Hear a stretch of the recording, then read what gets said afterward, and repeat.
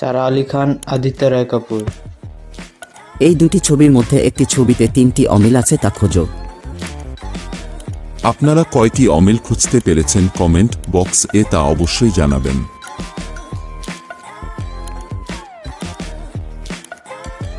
ভিডিওটি ভালো লাগলে একটি লাইক করে যাবেন।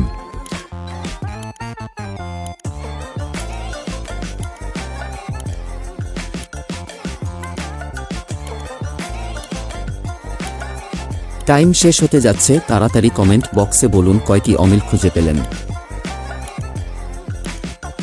বলিউডের এই জুড়ি আপনাদের কেমন লাগে কমেন্ট বক্সে অবশ্যই জানাবেন।